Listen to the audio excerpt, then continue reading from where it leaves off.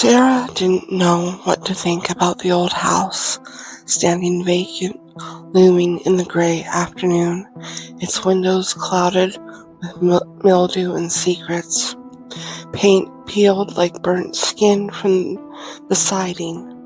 The air outside smelled faintly of smoke and wet leaves.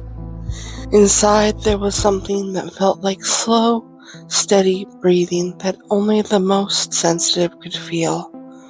Maybe it would sell this time. Maybe it wouldn't. She fixed her lipstick in the cracked mirror above the sink. The house smelled of mildew and copper pipes, but she smiled anyway, a reflex to the horror of the times. Charm the rot, she told herself. It was what she always did. She was good at smiling. She had smiled when her father had died, through tears, staying strong for everyone. She had smiled for bosses and clients, year after year, through pay cuts and foreclosures, when really all she wanted to do was scream.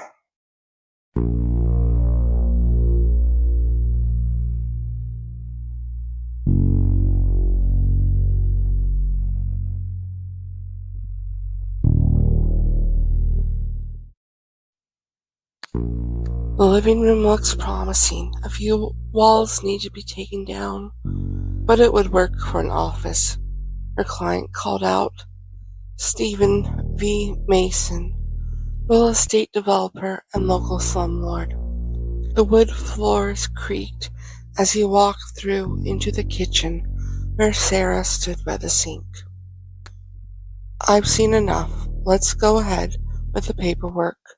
The land is great, but I'm going to have to go lower on my offer.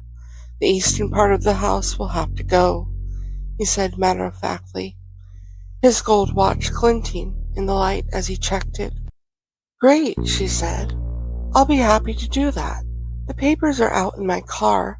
Let me just go get those and we'll be done here. Grab some coffee and I'll be right back, Sarah said brightly as she smiled and gestured to the counter where a carafe sat next to a set of cups and cookies. Stephen didn't smile. He folded his arms as Sarah left, watched her through the kitchen window as she rummaged through her car. Sloppy, he thought scornfully. If his offer didn't go through, he'd have her fired. The faucet dripped, cutting through the silence. Stephen shifted and aimlessly looked around the empty kitchen. No fridge, no stove. It was just another meaningless space. He shivered suddenly as a rat ran past. Great, this place is a plague risk. Going lower on my offer, he thought. He glanced over at the sink in irritation. Why was the water turned on? The sound of the faucet had become rhythmic as the water seemed to drip harder. He left the kitchen and walked down the hallway to the bedrooms. 1970s lime green shag carpet lined the floor. That would definitely have to go. The master bedroom wasn't anything special either, but maybe the bathtub would be salvageable. Porcelain was always in demand. He flipped on the light. The bathroom was small by today's standards. He took up the entire space, barely enough room for the toilet, half sink, and shower. Weird. The tub was full of water, stained and nasty. Nope, nothing special, he thought again as he opened the medicine cabinet. He paused.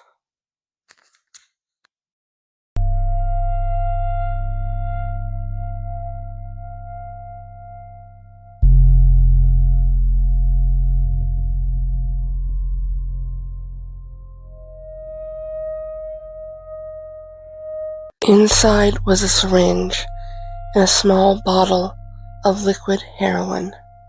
Interesting. What the hell? He laughed and shut the cabinet. He pulled out the counter drawer.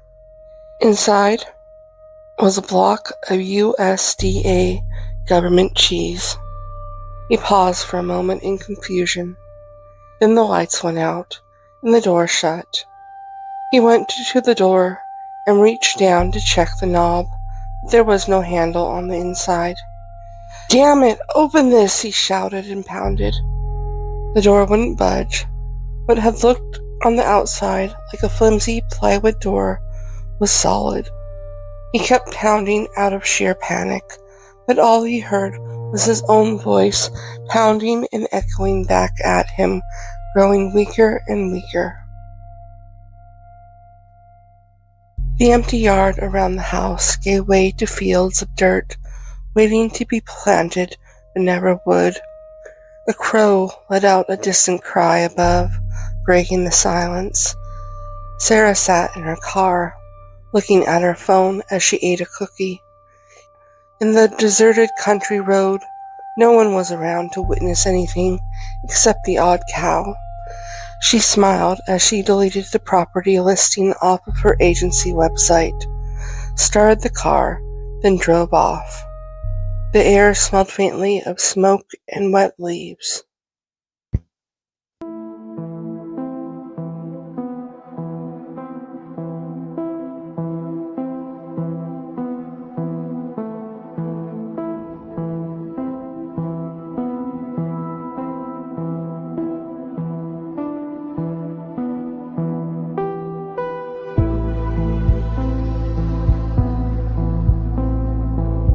Canceled this year in the US. For a lot of people, especially seniors, we're living through the most frightening time of their lives. I've never been so scared before in my life. I thought people would step in and take care of things, not let it get this bad, a woman in my building told me. The saying, "If they can do it over there, they'll eventually do it here," is playing out.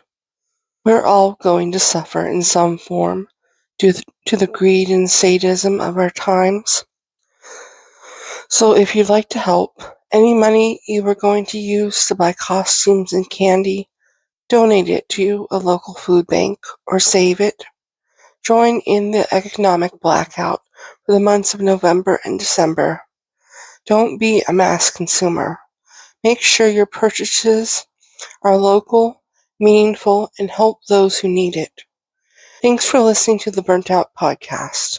Remember to like, subscribe, and share. This is Brooke. Please take care.